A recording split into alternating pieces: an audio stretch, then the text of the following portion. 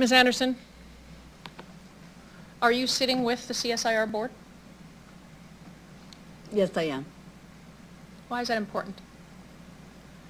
It's important to have administrative senior leadership in those discussions. I would say because we're helping form it, and ultimately I would say one of the biggest challenges with this kind of like a partnership entity is ensuring clarity on roles, responsibilities, support, resources, all of that type of thing. Thank you.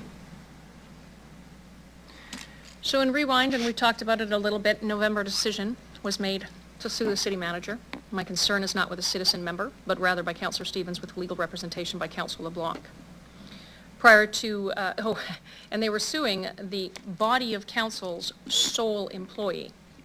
Prior to judgment, there was a unanimous vote, with the exception of course, Councillors LeBlanc and Stevens, of confidence for Nikki Anderson in the work that she was doing, and an expression of disappointment in the actions undertaken.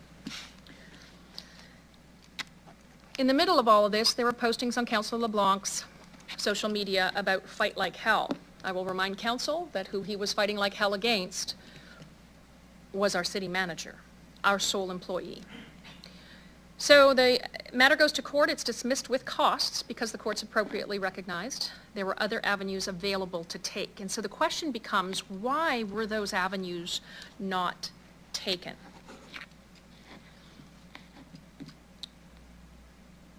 Why was there something targeting our city manager as the avenue that two members of her employer body thought were appropriate?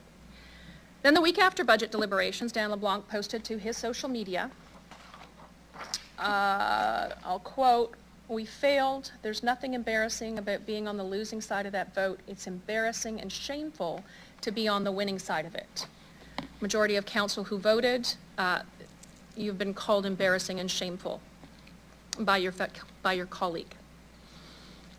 According to decorum, as Councillor Stevens brought up, the vote can be reconsidered, but the motives of council should not be questioned or put in a negative light by a fellow colleague. Further to that, there were communications between Nikki Anderson and Councillor LeBlanc, which he posted publicly. As an employee, I believe, this is just my opinion, she has every right to the expectation of privacy of her communication with members of her employer. The fact that there was this attack on Nikki Anderson as an employee of ours, our sole employee, is almost incomprehensible to me.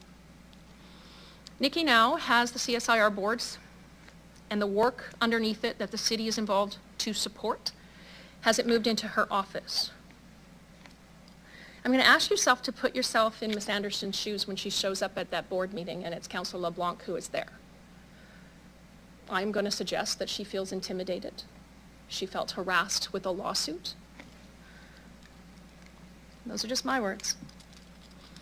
Now put yourselves in the shoes of a volunteer board charged with the incredibly charged 6 areas of focus that Ms. Pham has highlighted. I concur with Councillor Hawkins that a member of council sitting on a committee as a representative of council is just that, a representative of council. They would have to reflect our votes, our opinions, be almost a bit of a neutral party, to relay information back and forth, to represent the interests of council, and to support the work that people are volunteering to do. And it's really important, good work. And it will never happen fast enough. And there will never be enough money. There will never be enough resources. But it's important work that needs to be done that held the unanimous vote of council. I would strongly encourage my fellow council members to vote to remove Dan LeBlanc from the committee. We shall consider who the appointee is in future, but I would choose to give space and peace to that board of directors and to Ms. Anderson. And I'm going to quote the words of our Director of Indigenous Relations. Trust in relationships, there has to be reciprocity in it. Dishonesty is not the only value which can undermine trust. How we treat people matters. Clerks, can you call the vote?